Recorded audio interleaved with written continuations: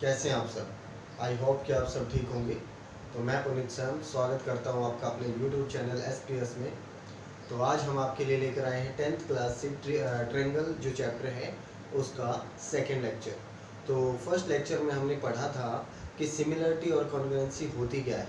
Similarity जो हमारे जैसा ही दिखता है, मीन सिमिलर दिखने वाली चीज़ें आकार में छोटी बड़ी हो सकती हैं। कॉन्ग्रुएंट जो सिमिलर भी हो लेकिन वो बिल्कुल इक्वल हो, मीन्स जो आकार है वो भी सेम हो, जो साइज है वो सेम रहे। सिमिलर में साइज छोटा बड़ा हो सकता था। तो ये चीज़ें हमने पढ़ी थी कि सिमिलर क्या होता है और कॉन्ग्रुएंस क्या होता है। फर्स्ट एक्सरसाइज इससे हो जाएगी। इससे आज हम सेकेंड एक्सरसाइज के लिए एक थ्योरम पढ़ने वाले हैं जो बहुत इंपॉर्टेंट पढ़ने वाले हैं। नाम उसका थेल्स थ्योरम। तो थेल्स थ्योरम को हम पढ़ेंगे, उसको हम एक और नाम से जानते हैं बेसिक प्रोपोर्शनलिटी थ्योरम के नाम से। तो देखिए कैसे क्या थ्योरम है और क्या कैसे वो प्रूव करवाई जाएगी उसके बारे में हम पढ़ते हैं। तो चलिए शुरू करते हैं आज का। स्टूडेंट्स, ये है हमारे पास theorem basic proportionality theorem. Statement इसकी क्या है कि ये थ्योरम कहती क्या है, ये रूल क्या है। अब ये तीनों चीज़ें मैंने इसलिए लिखी हैं, इसलिए मेंशन किया है यहाँ पे, क्योंकि एग्जाम में आपके पास ये थ्योरम के नाम से भी आ सकती है basic proportionality theorem, BPT theorem, बार बार हम इसी को यूज करेंगे बीपीटी थ्योरम। थेल्स थ्योरम के नाम से भी आ सकती है कि state and prove Thales theorem. अब स्टेटमेंट इसलिए इम्पोर्टेंट हो जाती है कि आपको पता तो हो कम से कम उस थ्योरम में कि क्या होगा, क्योंकि नाम से अगर आ गई तो आपको ये भी लिखनी पड़ेगी। मोस्टली ये होता है कि आपको स्टेटमेंट लिख के ही दे दिया जाता है कि prove that if a line is drawn parallel to one side of a triangle then other two side divided is the same ratio. अगर ये लिखा हुआ आता है तब तो कोई दिक्कत ही नहीं है, आपको नाम की भी जरूरत नहीं है, यही चीज़ प्रूव करवानी है। तो स्टेटमेंट भी लिखी हुई आ सकती है, नाम से भी आ सकती है। तो हमें ये कन्फर्म होना चाहिए कि ये होता क्या है इस थ्योरम में। तो इसको अगर मुझे प्रूव करवाना है क्या होता है, देखिए पहले स्टेटमेंट को अच्छे से देख लेते हैं। If a line drawn parallel to one side of a triangle, कोई भी ट्रायंगल मान लिया मैंने, मान लो ऐसे, और उसकी किसी एक साइड के पैरेलल मैंने ये लाइन बना दी। तो ये जो दो साइड बाकी बची हुई है ये सेम रेशो में कटेंगी। मान लीजिए ये 2 या 3 रेशो में कट गई, तो इधर भी क्या होगा, 2-3 का रेशो होगा। लेंथ अलग अलग हो सकती है, जैसे ये 4-6 हो। देखिए 4-6 का अगर मैं रेशो लूँ 4/6 तो भी तो 2/3 आता है, और वैसे भी 2/3 है। तो मीन्स रेशो सेम रहना चाहिए। तो हमारे पास ये सेम रेशो में डिवाइड होगी अगर ये पैरेलल हुई तो थर्ड साइड पे। तो यही कहता है हमें ये थ्योरम। तो ये थ्योरम क्या कहती है, गिवन क्या है, a line is parallel to one side. ये चीज़ हमें गिवन है कि ये पैरेलल है। प्रूव क्या करवाना होता है कि ये हमारे पास रेशो इक्वल होगा। तो हम देखिए कैसे प्रूव करवा पाएंगे। उससे पहले मुझे छोटी छोटी 2-3 चीज़ों के बारे में जानना चाहिए। तो देखिए इस थ्योरम को प्रूव करवाने के लिए मुझे क्या पता होना चाहिए, पहले हम वो देख लेते हैं कि हमने ट्रायंगल को काफ़ी साल से हम पढ़ते आ रहे हैं, छोटी क्लासेज से हम पढ़ रहे हैं कि ट्रायंगल होती क्या है। ट्रायंगल के अंदर का एरिया निकालने के बहुत सारे फॉर्मूले आपने पढ़े हैं, लगभग काफ़ी फॉर्मूले हैं कि हम according to triangle, according to given triangle हम उसका एरिया निकाल देते हैं। तो एक बेसिक सा फॉर्मूला अपने पास होता था ट्रायंगल का एरिया निकालने का कि हाफ बेस इनटू हाइट। तो उससे हम ट्रायंगल का एरिया निकाल लेते हैं। हमारे पास 9th क्लास में हेरन फॉर्मूला भी आया एरिया निकालने के लिए। तो एरिया निकालने के तो काफ़ी फॉर्मूले होते हैं, आगे और आ जाएंगे, यूज हो जाएंगे। लेकिन एक बेसिक फॉर्मूला है हाफ बेस इनटू हाइट, सारे उसी से बनते हैं। हेरन फॉर्मूला भी उसी से आया। तो देखिए ये हाफ बेस इनटू हाइट जो है ये फॉर्मूला होता कैसे है। अगर मैं बेस इसको लेता हूँ, इस लाइन को, तो हाइट क्या होगी, इसके सामने वाले वर्टेक्स से डाला गया परपेंडिकुलर ही क्या होती है, हाइट। अब आप कहेंगे, आप कई बार स्टूडेंट मान लेते हैं कि नीचे वाली लाइन है यही बेस होती है। नहीं, बेस आपकी मर्जी होती है कि आप कौन सा बेस मानते हैं, हाइट उसी के अकॉर्डिंग लेनी पड़ेगी। अगर मान लीजिए ये ट्रायंगल ये ऐसे दे रखा है, ये 5 दे रखा है, ये 10 दे रखा है, तो ये भी बेस है और ये हाइट है। मीन्स बेस वो होते हैं जिसके ऊपर परपेंडिकुलर सामने वाले वर्टेक्स से आए। मीन्स ये दोनों चीज़ें दे रखी तब भी एरिया वही होगा, और ये दोनों चीज़ें अगर दे रखें तब भी एरिया वही होगा। Base into height, base into height and that one also base into height, ऐसे करके हम एरिया निकाल सकते हैं। अब हाइट कौन सी होती है, जिस साइड के ऊपर बेस माना है उसके सामने वाले वर्टेक्स से हाइट बनती है। अब ये कैसी ट्रायंगल आपको लग रही है, ये बन रही है अक्यूट एंगल ट्रायंगल, अक्यूट। लेकिन अब अक्यूट ना हो तो राइट एंगल ट्रायंगल ले लेते हैं हम 90 डिग्री का एंगल। तो 90 डिग्री का एंगल ये देखिए ऑटोमेटिक ये साइड के ऊपर 90 डिग्री और सामने वाले वर्टेक्स से है, तो इसमें साइड ही क्या हो जाएगी, हाइट। ध्यान से देखिए, राइट एंगल ट्रायंगल में एक साइड ही क्या होती है, हाइट, और एक्यूट एंगल ट्रायंगल में इनसाइड द ट्रायंगल हाइट होती है। अब बात ये आती है, एक्यूट एंगल होगी, राइट एंगल होगी, तो ऑब्ट्यूज एंगल ट्रायंगल भी तो हो सकती है। तो ऑब्ट्यूज एंगल ट्रायंगल कैसे होगी, ध्यान से देखिए, अगर मैंने इसको ऐसे कर दिया तो ये ट्रायंगल मुझे लग रही है कि ऑब्ट्यूज एंगल ट्रायंगल मैंने बना दी, मीन्स 90 से बड़ा एंगल ले लिया। अब आप सोचिए कि सामने वाले वर्टेक्स से मैंने अगर परपेंडिकुलर डाला, वो तो कहीं और जा रहा है, यहाँ जा रहा है, लेकिन कोई फर्क नहीं पड़ेगा। ये यहाँ हमारे पास क्या है, यहाँ से लेकर यहाँ तक मैं इसको बेस मानता हूँ, हाइट की वैल्यू मैंने मान ली h, तब भी इस ट्रायंगल का एरिया क्या आएगा, हाफ बेस इंटू हाइट ही होगा। मीन्स हाइट चाहे ट्रायंगल के बाहर आए कोई दिक्कत नहीं है, लेकिन सामने वाले वर्टेक्स से परपेंडिकुलर ही होना चाहिए वो उस साइड के ऊपर। तो ध्यान से देखिए, इस साइड को अगर मैं आगे प्रोसीड करवाऊँ तो अपने पास क्या होगा, हाइट बाहर आएगी ट्रायंगल की। तो ध्यान से देखिए, एक्यूट में इनसाइड, राइट में on the side, and obtuse में बाहर जो हाइट है वो बनती है ट्रायंगल की। तो हमें एरिया निकालते वक्त ये ध्यान देना पड़ेगा, जिस साइड की मैं बात कर रहा हूँ, जिसको मैं बेस मान रहा हूँ, उसी के ऊपर हाइट चाहे वो बाहर हो, अंदर हो या फिर साइड ही हो, वही लेनी पड़ेगी। तो ये एक चीज़ थी हमारे पास जो हमें जानना था। एक और चीज़ थी जो हमने 9th क्लास में प्रूव किया है। 9th क्लास में हमने क्या प्रूव किया कि दो पैरेलल लाइन के बीच में सेम बेस के ऊपर बनी हुई कितनी भी ट्रायंगल हो, मान लीजिए ये से बेस है अपने पास AB, इसके ऊपर ये ट्रायंगल बन रही है ABC, फिर बना दी मैंने ABD, फिर बना दी मैंने AEB। तो इन सभी ट्रायंगल का जो एरिया होगा वो सेम रहेगा, बिकॉज हाइट क्या रहती है, मीन्स पैरेलल लाइन के बीच की जो डिस्टेंस होती है वो क्या होती है, वो सेम रहती है हमेशा। तो वही तो हाइट बनेगी, और बेस तो है ही सेम बेस पे बोला है, तो इट मीन्स सेम बेस पे सेम हाइट, एरिया तो ऑटोमेटिक सेम आना है। तो इट मीन्स हमारे पास हमें एक चीज़ देखने को मिली कि सेम पैरेलल लाइन के बीच में सेम बेस के ऊपर बनी हुई कितनी भी ट्रायंगल हो, सबका एरिया क्या होगा, इक्वल होगा। और ये दोनों चीज़ें आपके लिए मोस्ट इंपॉर्टेंट है इस थ्योरम को प्रूव करवाने के लिए, इसीलिए मैंने पहले इनको क्लियर किया है। अब हम थ्योरम के स्टूडेंट्स प्रूव करवाते हैं। मैंने क्या किया, पहले एक ट्रायंगल ली ABC, जिसमें DE एक लाइन जो कि गिवन है, हमें गिवन में बता रखा है कि इस ट्रायंगल में क्या क्या है। A line drawn parallel to one side of a triangle, means एक ट्रायंगल है जिसके ड्रॉ करनी हमें एक लाइन जो पैरेलल हो one side of a triangle. आप इधर भी बना सकते हो, आप इधर भी बना सकते हो, मीन्स किसी एक साइड के पैरेलल। मैंने ले लिया ये जो BC के पैरेलल है DE, तो मैंने ये गिवन में नोट कर दिया है कि गिवन में ये चीज़ें हैं अपने पास। प्रूव क्या करवाना है कि ये सेम रेशियो में डिवाइड होगा, AD अपॉन BD और AE अपॉन EC, तो इस रेशियो को मुझे इक्वल प्रूव करवाना है। अब कंस्ट्रक्शन क्या कहते हैं, अब ऐसे तो नॉर्मली तो हम कैसे प्रूव करवाएंगे, कंस्ट्रक्ट करना पड़ेगा। तो मैंने क्या किया, जो हमारे पास ये ऊपर वाली ट्रायंगल है, इसमें मैंने परपेंडिकुलर डाला E से, किसके ऊपर, AB लाइन के ऊपर। तो आप क्या लिखेंगे, ड्रॉ परपेंडिकुलर, इसको हम नाम दे देते हैं कोई भी EM, तो EM परपेंडिकुलर टू AB के ऊपर मैंने परपेंडिकुलर डाला, या फिर AD बोल सकते हैं, AD के ऊपर परपेंडिकुलर है क्योंकि AD ट्रायंगल की साइड है, AB जो है वो पूरी ट्रायंगल की साइड है नहीं। तो हमारे पास फिर आता है एक और परपेंडिकुलर मैंने ड्रॉ किया जो किसके ऊपर है, AE के ऊपर, जो क्या होगा DN बोल देते हैं, और सेम इसी में हम नोट कर देंगे DN परपेंडिकुलर टू AE। तो ये हमने परपेंडिकुलर ड्रॉ किए। अब देखिए, एक ट्रायंगल हमें दिख रही है ADE ऊपर, तो हम वही ट्रायंगल लेते हैं, प्रूफ करते हैं हम। देखिए प्रूफ क्या रहेगा अपने पास, in triangle ADE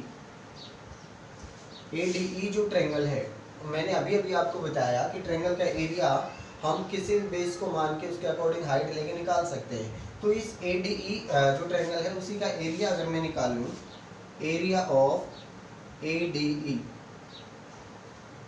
area of triangle ADE क्या रहेगा अपने पास, देखिए दो तरीके से एरिया निकल सकता है। ए डी ई का एरिया हम अगर ए डी को बेस मानूं तो ई एम परपेंडिकुलर हो जाएगा, इस हाइट हो जाएगी, तो A D into E M, that is equation first. अपने पास ये एरिया हो गया। फिर मैंने क्या करना है, एक बार और एरिया निकालना है। अब की बार कौन सी, देखिए ए डी साइड जो हमें चाहिए थी, यहाँ पे जो साइड चाहिए वो मुझे इंक्लूड करनी, बस इतना आपको ध्यान रखना है। तो ए डी तो आ चुका है, अब मुझे ए ई चाहिए, क्योंकि इस ट्रायंगल में एक और साइड आ रही है ए ई। तो अगर मैं ए ई को बेस लूँ तो मुझे हाइट क्या लेनी पड़ेगी, डी एन। तो अब की बार एरिया इसी ट्रायंगल का क्या होगा, ए डी ई हाफ बेस, अगर मैं ए ई लेता हूँ तो हाइट क्या होगी, डी एन।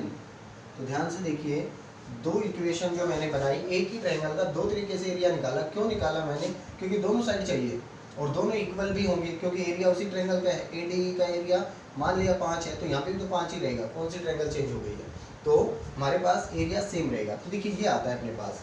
अब मुझे इनका रेशो तो नहीं चाहिए, अगर मैं इसको डिवाइड कर दूँ तो यहाँ पे 1 आ जाएगा कैंसिल होके, इधर जो भी कटता है इसका रेशो आ जाएगा मान लीजिए हमारे पास, लेकिन हमें इनका रेशो चाहिए नहीं, ये मुझे इक्वल टू में चाहिए। मुझे रेशो किसका चाहिए, बी डी का और ई सी का। अब ध्यान से देखिए, बी डी कौन सी ट्रायंगल की साइड है, बी डी जो हमारे पास है वो किसी ट्रायंगल में है ही नहीं, तो क्यों ना मैं उसको ट्रायंगल बना दूँ। तो मैंने कंस्ट्रक्ट किया, डी को सी से ज्वाइन करवा दिया और बी को ई से ज्वाइन करवा दिया। अब अगर आपको एक ट्रायंगल दिख रही है, मैं आपको अलग से बना के दिखाता हूँ। देखिए ऐसी कुछ ट्रायंगल आपको नज़र आ रही होगी, एम ई और ये बी। यहाँ पे कहीं क्या है अपने पास, जो यहाँ पे अपने पास जो डी है, ध्यान से देखिए, डी जो पॉइंट है ये, और मैंने ये ट्रायंगल बनाई। अब परपेंडिकुलर कहाँ है ये, अगर मैं बी डी ई ये जो ट्रायंगल है इसको देखूं, area of B D E देखो, ध्यान से देखिए, बी डी ई का एरिया क्या होगा, ये ऑब्ट्यूज एंगल ट्रायंगल है, क्योंकि ये हमारे पास बाहर हाइट दे रही है ना, देखिए वर्टेक्स से बाहर हाइट दे रही है, तो it means obtuse angle triangle है। तो इसका एरिया क्या रहेगा, बेस तो वही रहेगा, हाइट चाहे बाहर जाए कहीं पे जाए, हाइट तो हमें वही लेनी है। तो B D into E M, तो क्या रहेगा, half B D into E M. ये आपको समझ में आना चाहिए पहले, कि देखिए मैंने थोड़ी देर पहले ही समझाया था कि देखिए ये ऑब्ट्यूज एंगल ट्रायंगल है। अगर आपको मेंशन करूं मैं यहाँ पे, ध्यान से देखिए, ये वाली, ये जो पैरेलल लाइन के बीच में एक ट्रायंगल बन रही है ना, ये जो अपनी बी डी ई जो ट्रायंगल है उसकी हाइट कहाँ जा रही है, बाहर, क्योंकि बी डी ई लाइन आगे एक्सटेंड हुई है और उसी पे परपेंडिकुलर डाला जा रहा है। यही मैंने थोड़ी देर पहले समझाया था। तो अपने पास क्या हो जाएगी, ये हाइट, और एरिया क्या आ जाएगा ये। अब फोर्थ एरिया जो होगा वो क्या होगा, एरिया ऑफ, अभी मुझे चाहिए ई सी साइड। ध्यान से देखिए, ई सी साइड कौन सी ट्रायंगल की है, इसकी, इधर ये जो है अपने पास, ध्यान से देखिए, ये वाली जो ट्रायंगल है इसमें ए सी की हाइट कहाँ जा रही है, बाहर, जो डी एन है। तो ए सी को बेस लो तो डी एन क्या हो जाएगी, इसकी हाइट। तो एरिया ऑफ कौन सी है, डी सी ई या सी डी ई लिखे हम, कोई दिक्कत नहीं है, C D E is equal to half E C into D N, that is fourth equation. अब आपको सब कुछ समझ में आ रहा होगा। ध्यान से देखिए, आपको A D upon B D चाहिए, तो ए डी कहाँ से मिल रहा है, इससे भी मिल रहा है, इससे भी मिल रहा है, सॉरी, ए डी हमें मिल रहा है इस साइड से, और मुझे बी डी कहाँ से मिल रहा है, बी डी मिल रहा है इससे, मीन्स फर्स्ट और थर्ड से। तो मुझे क्या करना पड़ेगा, डिवाइड करना पड़ेगा फर्स्ट इक्वेशन को थर्ड से। तो मैं डिवाइड करता हूँ फर्स्ट इक्वेशन को थर्ड से, तो देखिए क्या आता है, A D upon B D E, area of A D E upon area of B D E, यही आएगा। तो हमारे पास क्या, देखिए इक्वल क्या आता है, इसका ratio, that is half A D into E M divide by half B D into E M, ये आता है। तो ध्यान से देखिए, अपने पास सेम मैंने रेशो लगाए, तो यहाँ से जो कैंसिल होता है, हाफ से हाफ कैंसिल, ई एम से ई एम कैंसिल। अब अपने पास क्या बचता है, area of A D E upon area of B D E, that will be equal to A D upon B D. And that is equation 5th। ये अपनी equation कौन सी है? 5th। अब देखिए एक साइड तो मुझे मिल गई है, दूसरी साइड का रेशो मुझे चाहिए AE अपॉन AC। तो मुझे सेकंड इक्वेशन को 4th से डिवाइड करना पड़ेगा। तो आप लिखेंगे divide equation second by 4th equation. तो देखिए क्या आएगा, एरिया ऑफ ADE, ऊपर तो वही है, सेकंड में भी वही ट्रायंगल, नीचे CDE।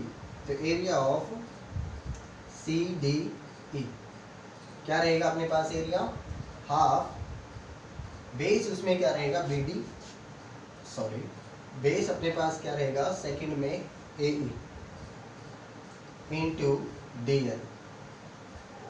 जो फोर्थ इक्वेशन है उसमें EC बेस है, हाफ EC इंटू DN।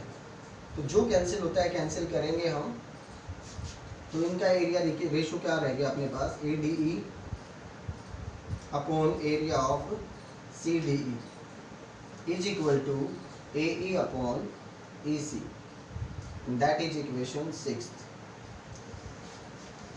तो देखिए बस क्वेश्चन हमारा ऑलमोस्ट हो चुका है। देखिए अभी मैंने एक रेशो तो यहाँ से निकाल दिया, एक रेशो यहाँ से निकाल दिया। अब ये दोनों इक्वल करवाने हैं मेरे को, इक्वल हो जाएंगे अगर ये साइड इक्वल होगी तो। अब एक बात बताइए मेरे को, अगर A इक्वल टू B है और AE इक्वल टू C है, तो ये दोनों अगर साइड इक्वल है तो ये भी तो इक्वल होंगे।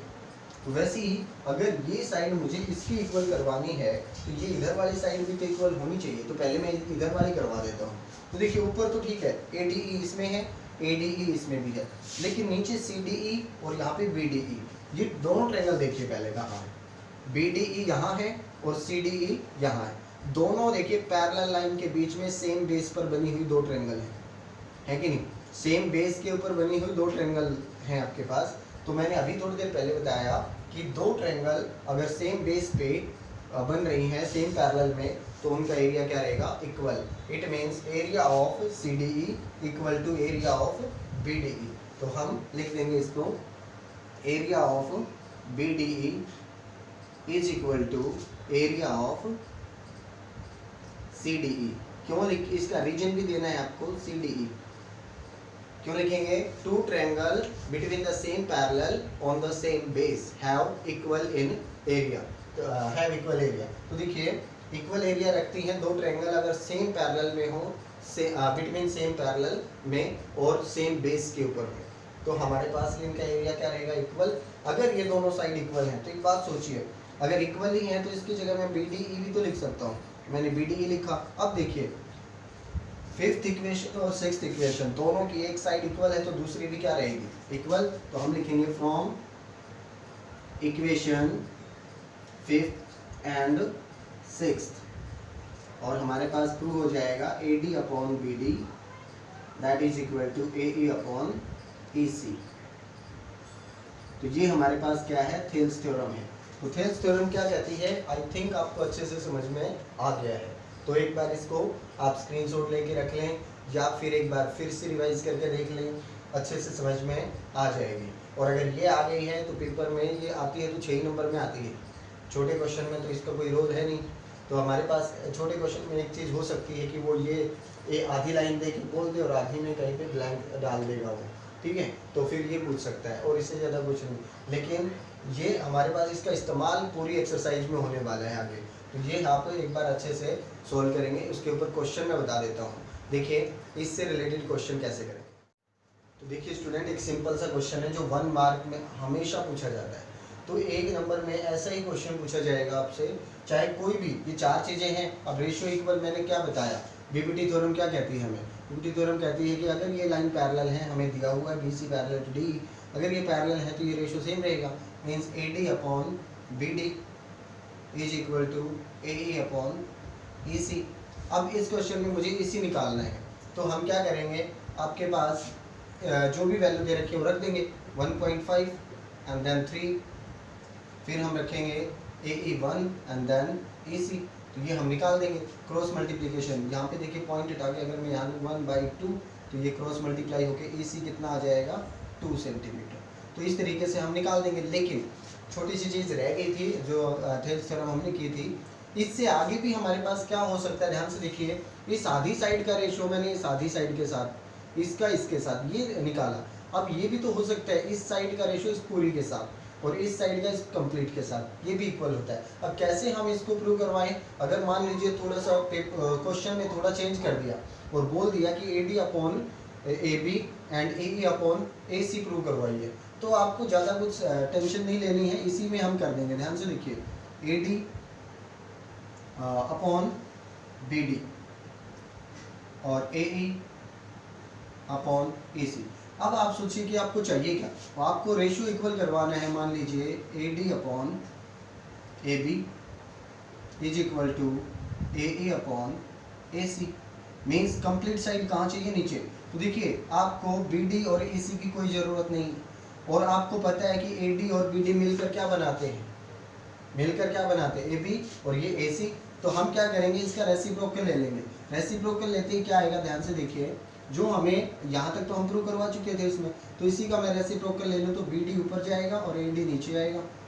वैसे ही EC ऊपर जाएगा और AE नीचे आएगा। मैं दोनों साइड 1 ऐड कर दूँ तो देखिए क्या बनता है, दोनों साइड मैंने क्या कर दिया, 1 ऐड कर दिया। तो देखिए अगर मैं इसका एलसीएम लूँ तो क्या आएगा, AD एलसीएम लिया तो BD प्लस AD, इधर क्या बनेगा, AE एलसीएम ले लिया मैंने तो क्या बनेगा, EC प्लस AE, और ये दोनों मिलकर क्या बनाते हैं, AB अपॉन AD, और ये मिलकर क्या बनाते हैं, AC अपॉन AE। तो देखिए अब इनका फिर से रेसिप्रोकल ले लेते, क्योंकि हमें प्रूव क्या करवाना है, AC और ये नीचे होने चाहिए। तो अब आ जाएगा AD upon AB is equal to AE upon AC। तो इस तरीके से हम प्रूव करवा देंगे इसको। तो कोई ज़्यादा मुश्किल है नहीं, किसी का भी रेशो कुछ भी निकालने को बोले, आप रेशो कॉरेस्पॉन्डिंग साइड का इक्वल रखिए और साइड निकाल दीजिए। यहाँ पे ये साइड ना देके ये दे देगा 5 और कुछ भी बोलेगा, मतलब कोई भी साइड निकालने को बोलेगा। अब सोचिए कि आपको ये दे दिया है उसने, मान लिया ये दे दिया और इस साइड के बारे में बता दिया 5 और बोलेगा ये निकालो, तो भी कोई सोचने की ज़रूरत आपको है नहीं, ये भी सेम रेशो में ही होते हैं, ठीक है। तो इनका रेशो भी आप क्या रख देंगे, सेम ही रख देंगे। अब एक बात बताइए, ये मैंने कैसे बोल दिया कि ये सेम ही होता है? आपको पता है कि ये पैरेलल है और पैरेलल में ये एंगल कौन से होते हैं, कोरेस्पॉन्डिंग। ये एंगल कौन से होते हैं, कोरेस्पॉन्डिंग एंगल। तो देखिए बड़ी जो ट्रायंगल है वो और जो छोटी जो ट्रायंगल है वो, एक एंगल तो दोनों में है और ये दोनों मैंने इक्वल करवा दिए। तो तीनों एंगल अगर इक्वल हो गए तो दोनों ट्रायंगल कैसी हो गई, छोटी वाली और बड़ी वाली सिमिलर हो गई। और सिमिलर ट्रायंगल की सारी साइड का रेशो क्या होता है, इक्वल होता है। इसीलिए इसका जो रेशो होगा वही इनका रेशो होगा। अब आपको ये सोचना है, थोड़ा सा ध्यान देना है कि यहाँ पे ये कौन सी साइड है, छोटी वाली ट्रायंगल की। यहाँ पे छोटी वाली ट्रायंगल की साइड कौन सी है, 1.5। तो हम क्या लेंगे, नीचे क्या होगा, बड़ी वाली साइड जो होगी, बड़ी वाली क्या होगी 4.5, क्योंकि 1.5 और 3 क्या बनाएगी, बड़ी साइड। अब यहाँ पे ये मुझे निकालनी, मान लो ये 5 दे रखा है, तो ये मुझे x निकालनी, तो x मैंने छोटी वाली साइड रखी, नीचे बड़े वाली रखनी है। तो ये ध्यान देना, ये बड़े वाली यहाँ तो पूरी साइड बन रही है, लेकिन यहाँ ये जुड़ने के बाद पूरी साइड बनेगी। तो अब हम कर सकते हैं, यहाँ पे 1, यहाँ पे 3 और ये आ जाएगा 5/3 x की वैल्यू। तो इस तरीके से हम निकाल सकते हैं। तो इस टाइप के क्वेश्चन आपको फर्स्ट एक्सरसाइज में मिलेंगे और आपको क्वेश्चन सॉल्व करने थेल्स थ्योरम के ऊपर। थेल्स थ्योरम को 2-3 बार आप फेयर नोटबुक में, रफ नोटबुक में लिख के देखेंगे तो आपको कंफर्म हो जाएगा कि ये थ्योरम कैसे होगी। अगले जो लेक्चर होगा उसमें हम इसका इन्वर्स पढ़ेंगे और क्वेश्चन करेंगे PPT